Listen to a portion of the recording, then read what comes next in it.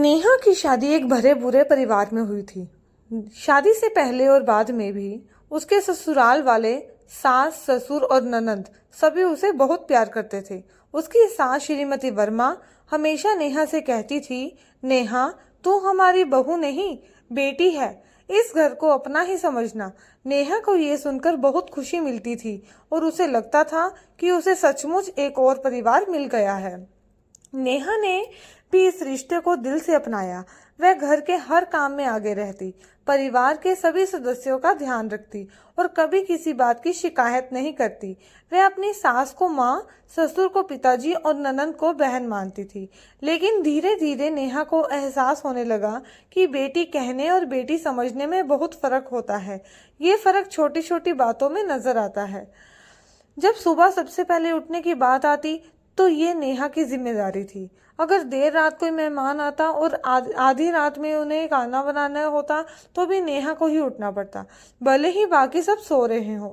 जब घर के बजट की बात आती तो हर खर्च का हिसाब नेहा को देना पड़ता, जबकि घर के बाकी सदस्यों से कोई सवाल नहीं पूछा जाता था। अगर घर में कोई टूट फूट होती या कोई काम खराब होता तो नेहा जरा देख लेना कहकर सारा काम उस पर छोड़ दिया जाता था। जब तीज त्योहार पर कोई रस्म निभाने की बात आती तो बेटी कहकर उससे हर रस्म सबसे पहले और सबसे अच्छे से निभानी पड़ती थी। तुम तो इस घर की लक्ष्मी हो बेटी, तुम ही करो। अगर कभी नेहा के मायके से कोई आता तो उसे एक बहू की तरह ही उनसे दूरी बनाकर और नियमों का पालन करते हुए मिलना होता। बेटी, घर की इज्जत का ध्यान रखना, ये शब्द अक्सर उसे याद दिलाए जाते थे। नेहा की ननद, जो श्रीमती वर्मा की असली बेटी थी, देर तक सो सकती थी, अपनी पसंद के कपड़े पहन सकती थी और अपनी मनमर्जी से काम कर सकती थी। उस पर कोई सवाल नहीं उठाता था। लेकिन अगर नेहा कभी देर तक सोती या अपनी पसंद का कुछ करना चाहती तो आंखों ही आंखों में उसे बहू होने का एहसास दिला दिया जाता। एक बार नेहा की तबीयत बहुत खराब थी। उसे तेज बुखार था और वह उठ नहीं पा रही थी। उसने अपनी सास से कहा, माँ जी, मेरी तबीयत ठीक नहीं है, आज मैं खाना नहीं बना पाऊंगी।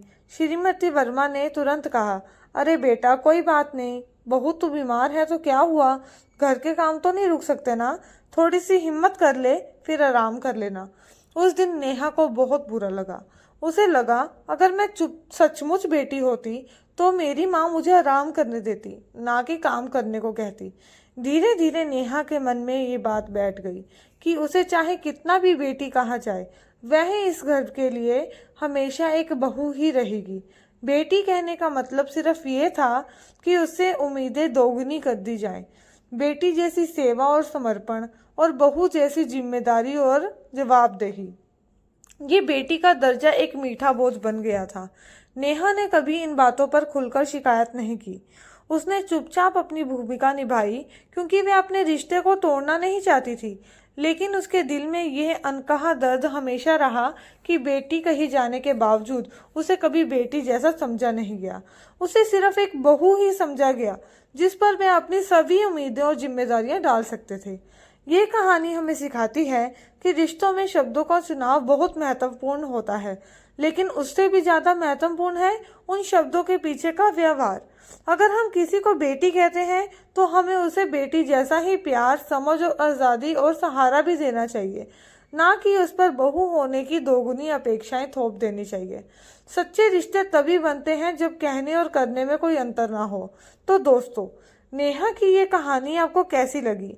क्या आपने भी कभी अपने आसपास ऐसे रिश्ते देखे हैं जहां बेटी कहे जाने के बावजूद बहू पर अपेक्षाएं का बोझ डाल दिया जाता हो? अपनी राय हमें कमेंट सेक्शन में ज़रूर बताएं।